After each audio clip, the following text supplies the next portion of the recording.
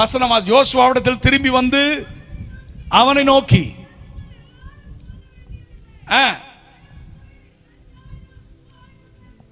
ஆமா அவர்கள் அதாவது எப்பொழுதுமே வெற்றியை தொடர்ந்து பார்த்தவர்கள் அடுத்த காரியத்தில் அவங்களுக்கு ஓவர் கான்ஃபிடென்ட் வரும். இதுதான் right word, over confident. I can do it, நான் செஞ்சிருவேன், நான் முடிச்சிருவேன், நான் மேற்கொண்டுருவேன். சுய பலத்தை சார்ந்து கொள்ள வாய்ப்புகள் இருக்கிறது. நான் ஒரு பாடல் எழுதினேன், அது இன்னும் வெளியே வரல. எங்கள் தரிசனத்தை எங்கள் ஊழியத்தில் நிறைவேற்றிடும் ஆவியானவரேன்னு பாடின போது அதில் எழுதின, எங்கள் சுய பலத்தை நம்பி நாங்கள் தோற்று போனோம், எங்கள் அனுபவம் சார்ந்து கொண்டோம் என்று எழுதியிருக்கிறேன். ஆண்டவரே, ஊழியத்திலும் நிறைய நேரத்தில் சுய பலத்தை அனுபவத்தை சார்ந்து கொண்டு ஊழியம் செய்யும் போது தோற்று போயிருக்கிறோம். ஆண்டவரே, உண்மையே சார்ந்து கொண்டு ஓட எங்களுக்கு உதவி செய்வீராக. எல்லா மனிதருக்குள்ளும் அந்த தாட் வரும், I can do it, yes நான் பண்ணிடுவேன், நான் செஞ்சிருவேன். ஏன்னா நிறைய வெற்றியை பார்த்த எனக்குள்ள அப்படி நான் ஐ can do it, over confident வந்துடும். ஆனால் ஆண்டவர் நமக்கு கற்றுக் கொடுக்கிற பாடம் என்ன தெரியுமா? எத்தனை வெற்றிகளை கண்டாலும் அவரை சார்ந்து வாழ்கிற வாழ்க்கையை தான் கர்த்தர் எதிர்பார்க்கிறார். கரங்களை உயர்த்தி அல்லேலூயா சொல்லுங்க. ஆமென். அவரை சார்ந்து, ஆண்டவரே நீர் என் கூட வராமல் போனால், மோசே சொல்றார், எத்தனை வெற்றியை பார்த்துட்டு மோசே சொல்றார், உம்முடைய சமூகம் என்னோடு கூட செல்லாமற் போனால் சொல்லுங்க, எங்களை என்ன செய்யாதீங்க, கொண்டு போகாதீங்க. இப்போ இவங்க பேசுற இந்த 3ஆம் வசனத்தில் பாருங்க, அட கொஞ்சம் பேர் போய் தட்டி எறிஞ்சிடலாங்க அப்படின்னு அவர்கள் அங்கே சொன்னதை நீங்களும் நானும் பார்க்கிறோம். ஆனால் அதற்கு பிறகு அவர்கள் அங்கே டிக்ளேர் பண்றதையும் நம்ம பார்க்க முடியும். ஆமென், பிரைஸ் பீ டு காட். 8:7 வாசிங்க. அப்பொழுது நீங்கள் பதிவிருந்து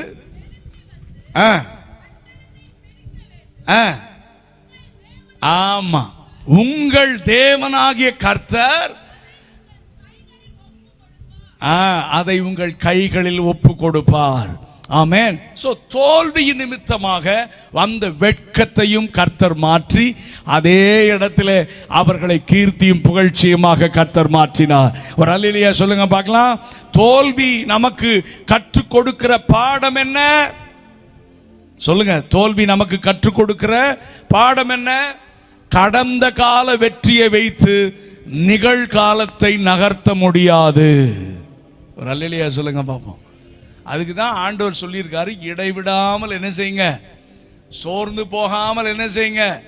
ஆமா, ஜெபம் ஜெபம். நெகமியா புஸ்தகத்தை நீங்க வாசித்தீங்கன்னா, அவன் தரிசனத்தோடு வந்து அவன் அந்த தரிசனத்தை நிறைவேற்ற அவன் முன்னேறும் பொழுது சத்துருக்கள் எழும்புகிறார்கள். அவன் அந்த புக்கெல்லாம் நீங்க போய் வாசித்து பாருங்க. நெகமியா ஜெபித்தார், வேலை செய்தார், ஜெபித்தார், வேலை செய்தார், ஜெபித்தார், ஜனங்களை உற்சாகப்படுத்தினார். 52 நாள்ல கட்டி முடிச்சிட்டார். ஒரு அல்லேலூயா சத்தமா சொல்லுங்க பார்க்கலாம்.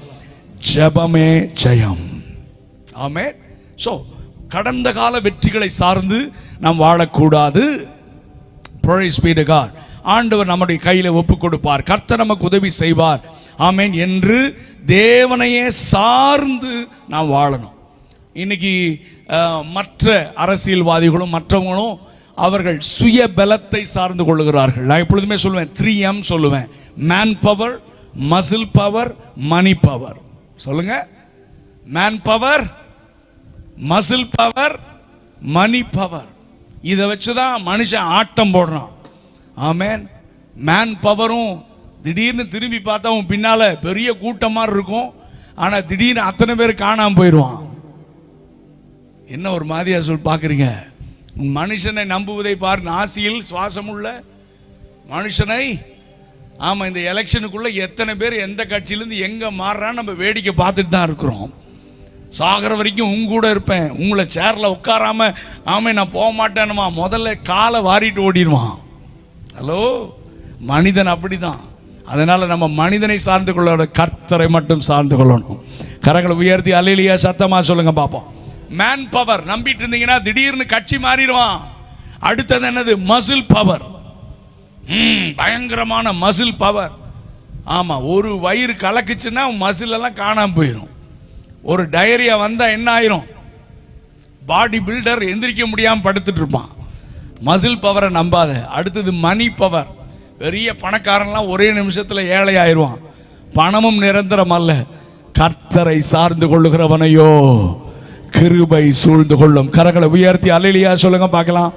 ஹல்லேலூயா. தோல்வி நம்மை ஆண்டவரோடு நெருங்க வைக்கும். சொல்லுங்க, தோல்வி என்ன செய்யும்? நம்மை ஆண்டவரோடு நெருங்க வைக்கும். ஹல்லேலூயா. எல்லா இடங்களிலும் இருக்கிற கவனத்தை விட்டுவிட்டு தேவனை மாத்திரம் நோக்கி பார்க்க செய்யும். ஒரு அல்லேலூயா சத்தமா சொல்லுங்க. ஆமென். இந்த யாக்கோபு ஆமென் வெறுங்கையா போனா ஆண்டவர் ஆசீர்வதிக்கிறேன்னு முதல்ல அப்பாவை ஏமாத்தினான், அண்ணனை ஏமாத்தினான், அவன் போனான் மாமனாரை ஏமாத்தினான், எல்லாம் ஏமாத்தி வெறுங்கையா போன. இப்ப 2 பரிவாரங்களோட வர்றான். அவங்க அண்ணன் ஏசா 400 பேரோட வர்றான். நியூஸ் தெரிஞ்சு இப்ப நடக்கவே முடியல, கால் நடுங்குது. ஆசீர்வாதம் எல்லாம் ஒன்றும் இல்லைன்னு பயந்து அன்றைக்கு யாப்போக்கின் ஆற்றங்கரையில் ஆணுடைய பாதத்தை பிடித்தவன் ஜெபித்தான். அவனுக்குள்ள மரண பயம் வந்து விட்டது. ஆமென். அவன் ஜெபித்த பொழுது கர்த்தர் அவனை ஆசீர்வதித்தார். யாக்கோபை இஸ்ரவேலாக கர்த்தர் மாற்றினார். ஆமென். ஏளனம் வரும்போது, பிரச்சனைகள் வரும்போது, பயம் வரும்பொழுது, ஆமீன், அன்னாளை போல யாக்கோபை போல இன்னும் சொல்லிக்கொண்டே போகலாம். ஆமீன். நாம் ஜெபிக்கும் பொழுது கர்த்தர் அந்த சூழ்நிலைகளை மாற்றி கர்த்தர் நமக்கு ஜெயத்தை தருகிற நல்ல தேவனாக இருக்கிறார். தோல்வி நமக்குள்ளே மறைந்திருக்கிற பாவங்களை வெளியே கொண்டு வருகிறது. சுய பரிசோதனை செய்து, ஆண்டவரே ஏன் இந்த தோல்வி வந்தது என்று தேவ சமூகத்தில் உட்கார்ந்தோம் என்றால், ஆமேன், நம்முடைய மறைந்திருக்கிற பாவங்களெல்லாம் கர்த்தர் வெளியே கொண்டு வந்து, ஆமேன், அவையெல்லாம் அறிக்கை செய்து விட கர்த்தர் அனுக்கிரகம் செய்வார். இன்னும் ஒரு சில காரியங்களை நான் சொல்லி முடிக்கிறேன். பாவம் என்னவெல்லாம் செய்யும் என்பதை இந்த யோசுவா 7ஆம் அதிகாரத்தில் ஒரு பட்டியலை நான் போட்டிருக்கிறேன். 7ஆம் அதிகாரம் 1ஆம் வசனம். பாவம் என்ன செய்யும்? கர்த்தருடைய கோபம் மூண்டும். கர்த்தருடைய கோபம் மூழும். நீ செய்கிற பாவத்தின் நிமித்தம் கர்த்தருடைய கோபம் மூழும். 7:4 அவர்கள் முறிந்தோடி போனார்கள். ஃபெயிலியர், தோல்வி, பாவத்தின் நிமித்தம். 7:5 7:24 அது நம்மை மட்டுமல்ல, நாம் செய்கிற பாவம் நம்மை சுற்றி இருக்கிற ஜனங்களையும் பாதிக்கும். நாம் சுற்றி இருக்கிற ஜனங்கள், குடும்பத்தை பாதிக்கும். ஒரு மனிதன் செய்கிற தவறினாலே குடும்பம் பாதிக்கப்படும், பிள்ளைங்க பாதிக்கப்படுவாங்க, நீ உன்னை சார்ந்திருக்கிற ஜனங்கள் பாதிக்கப்படுவார்கள். எல்லாவற்றையும் சொல்ல எனக்கு நேரம் இல்லை. ஆமென். 7:9 தேவ நாமத்திற்கு அவகீர்த்தி உண்டாக செய்யும் நீ செய்கிற பாவம். 7:20-21 பாவத்தை மூடி வைக்க முடியாது. 7:10 பாவம் நம்மை முடக்கி விடுகிறது. 7:25 தேவ தண்டனையை நமக்கு கொண்டு வருகிறது. வீட்டில் போய் இந்த 7ஆம் அதிகாரத்தை வாசித்து பாருங்க, பாவத்தின் விளைவுகள். அடுத்ததாக தோல்வி நமக்கு புதிய யுக்திகளை கற்றுத் தருகிறது. இதை நான் விவரமாக பேசல. நீங்க போய் இந்த யோசுவாவுடைய இந்த ஆயி பட்டணத்துக்கு விரோதமாக அவர்கள் முதல்ல தோற்று போனதுக்கு அப்புறம் ஆண்டவர் அவர்களுக்கு கற்றுக் கொடுத்த யுக்தி, அவர்கள் எப்படி யுத்தம் பண்ணணும்னு சொல்லி கொடுத்தார், எப்படி யுத்தம் செய்து ஜெயித்தார்கள் என்பதை நீங்கள் அறிந்திருக்கிறீர்கள். நீங்கள் போய் வாசித்துக் கொள்ளுங்கள். தோல்வி நமக்கு புதிய யுக்திகளை கற்றுத் தருகிறது. ஹல்லேலூயா. சின்ன சின்ன தோல்வி வந்ததுனால எல்லாம் முடிஞ்சதுன்னு நினைச்சுக்காதீங்க. 7ஆம் அதிகாரத்தில் தோல்வி வந்தது, 8ஆம் அதிகாரத்தில் அதை கீர்த்தியாக மாற்றி விட்டார். கரங்களை உயர்த்தி ஒரு அல்லேலூயா சத்தமா சொல்லுங்க. ஹல்லேலூயா. இன்னும் ஒரே ஒரு வசனத்தை நான் வாசி ஜெபிக்க விரும்புகிறேன். ஏசாயா 61ஆவது அதிகாரம் 7ஆவது வசனம்.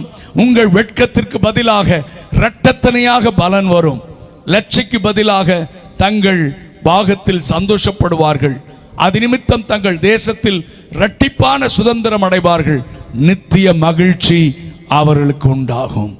அன்னாள், ரூத், யோசேப்பு, ஆண்டுடைய தாயார் மேரி, டேவிட், ஒரு பெரிய லிஸ்டே போடலாம். இவர்கள்லாம் வெட்கத்தை, அவமானத்தை கடந்தவர்கள். ஆனால் இவர்களுடைய வெட்கத்தை கர்த்தர் கீர்த்தியாக, புகழ்ச்சியாக மாற்றிவிட்டார். அந்த தேவன் இன்றைக்கும் ஆமென் நம்மோடு கூட இருக்கிறார். இந்த வார்த்தை கேட்கிற யாரா இருந்தாலும் சரி, விசுவாசிகளோ அல்லது தூரத்திலிருந்து இந்த வார்த்தையை கேட்டுக்கொண்டிருக்கிறவர்களோ, நான் ஆரம்பத்திலிருந்து பேசினேன், பாவம், ஆண்டவருக்கு விரோதமான பாவங்கள், ஆமெனுடைய ஆசீர்வாதங்கள் எல்லாம் போயிடும், சாபம் வந்துடும். உன்னை சுற்றி இருக்கிற குடும்பங்கள் நீ செய்கிற பாவத்தினாலே பாதிக்கப்படுவார்கள். அவனுடைய பிள்ளைகள் பாதிக்கப்படுவார்கள். பாவம் உன்னை தொடரும், வாசற்படியிலே படுத்திருக்கும் என்று சொல்லப்பட்டிருக்கிறது. உன்னை பின்தொடர்ந்து வரும். ஆமென். அந்த நேரத்தில் ஜாலியா இருக்கும், ஆனா பின்னால உன் வாழ்க்கையில் இருக்கிற எல்லா ஆசீர்வாதங்களும் போய் நிந்தையும் அவமானம் மட்டும்தான் மிஞ்சும். ஆனால் அப்படி ஒருவேளை ஒரு ஏமாற்றத்தோடு நிந்தையும் அவமானத்தையும் அனுபவிக்கிறவர்களாக, வெட்கத்தை அனுபவிப்பவர்களாக, எல்லாத்தையும் இழந்துட்டேன், அடுத்த ஸ்டெப் என்ன வைக்கிறதுன்னு தெரியலன்னு கேள்வியோடு இருந்தீங்கன்னா, இன்றைக்கு நான் பிரசங்கிக்கிற இயேசு என்னுடைய வெட்கத்தை மாற்றினவர். இங்க இருக்கிற எங்கள் ஒவ்வொருடைய வெட்கத்தையும் மாற்றி எங்களை சாபத்தின் பிள்ளைகளாக இருந்த எங்களை ஆசீர்வாதத்தின் பிள்ளைகளாக மாற்றின ஆண்டவர் உன்னுடைய வாழ்க்கையிலும் இன்றைக்கு அற்புதம் செய்வார். ஒரு அல்லேலூயா சத்தமா சொல்லுங்க. நான் உங்களுக்காக ஜெபிக்க விரும்புகிறேன். நீங்க வீட்டில இருந்து இந்த சத்தத்தை கேட்டுக்கொண்டிருந்தாலும், நீங்க பஸ் ஸ்டாப்ல ரோட்ல இருந்து சத்தத்தை கேட்டுக்கொண்டிருந்தாலும், நான் உங்களுக்காக பிரார்த்தனை செய்ய விரும்புகிறேன். இன்றைக்கு வாழ்க்கையில தோல்வியை ஜெயமாக மாற்ற விரும்புகிறார். வெட்கத்தை கீர்த்தியும் புகழ்ச்சியுமாக மாற்ற விரும்புகிறார். ஆமென். நான் சொன்னேன், முதல் பாயிண்ட்ல சொன்னேன், பாவத்தின் நிமித்தம் வெட்கம். ஆமென். ஆதாம் ஏவாள் பாவம் செய்த பொழுது அவர்கள் வெட்கம் வந்து விட்டது, அவமானமாக வந்து விட்டது, கடவுளை சந்திக்க முடியல. அவர்கள் வெட்கத்தை அவர்களே மூட ட்ரை பண்ணாங்க, ஆனால் அது தற்காலிகமாகத்தான் மூடினார்கள். திரும்ப அந்த வெட்கம் வெளியே தெரியும். ஆனால் கடவுள் வந்து ஆமென் ஒரு தோல் உடையை செய்து அவருடைய மானத்தை நிரந்தரமாக மூடிவிட்டார். அவருடைய வெட்கத்தை நிரந்தரமாக மூடின மாதிரி இந்த மாலை நேரத்தில் உன்னுடைய வெட்கத்தையும் நிரந்தரமாக மாற்றி போடுவார். எல்லாரும் கண்களை மூடலாமா? எல்லாரும் கண்களை மூடுங்கள். நான் உங்களுக்காக ஜெபிக்க விரும்புகிறேன். ஆங்காங்க இருக்கிற யாராயிருந்தாலும், வீட்டில் இருந்தீங்கனாலும் உங்க கண்ணை மூடுங்க. ஆமென். மேலே வானத்திலும் கீழே பூமியிலும் மனுக்குலத்தை பாவத்திலிருந்தும் சாபத்திலிருந்தும் வெட்கத்திலிருந்தும் விடுதலையாக்கி உன்னை வாழ வைக்கிற தேவன், தீய சக்திகளுடைய உயிரை மாய்த்து கொள்ள உன்னோடு கூட போராடும். தற்கொலை செய்துவிடு, அதுதான் இதற்கு தீர்வு என்று பிசாசு சொல்லுவான். ஆனால் அதைத்தான் பைபிள்ல பிசாசை குறித்து எழுதப்பட்டிருக்கிறது. அவன் திருடன், அவன் திருடவும் கொல்லவும் அழிக்கவுமே வருகிறான். ஆனால் நானோ, இயேசு கிறிஸ்துவோ உனக்கு ஜீவன் உண்டாக, அந்த ஜீவன் பரிபூர்ணப்பட வந்தார். உன்னை வாழ வைக்கிற தெய்வம் தான் இயேசு. நீயும் நானும் வாழ வேண்டும் என்பதற்காக அவர் மரணத்தை தழுவினார். அவர் நமக்காக இரத்தம் சிந்தினார்.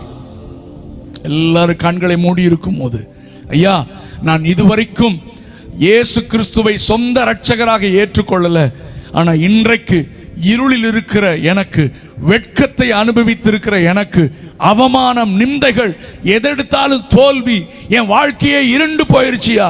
நீங்க சொன்ன மாதிரி எனக்கும் அடிக்கடி தற்கொலை எண்ணங்கள் வருகிறது. ஏன்னா எல்லாமே தோல்வி. இன்னைக்கு ஒரு நல்ல செய்தி கேட்டேன். இயேசு தோல்வியை ஜெயமாக மாற்றுகிற கர்த்தர், ஏமாற்றத்தை வெற்றியாக மாற்றுகிற கர்த்தர். அதற்கு நாங்கள் தான் சாட்சிகள். ஆமென். நாங்கள் பரிதாபமானவர்களாக இருந்தோம், நாங்களும் இந்நேரம் செத்து போயிருப்போம்.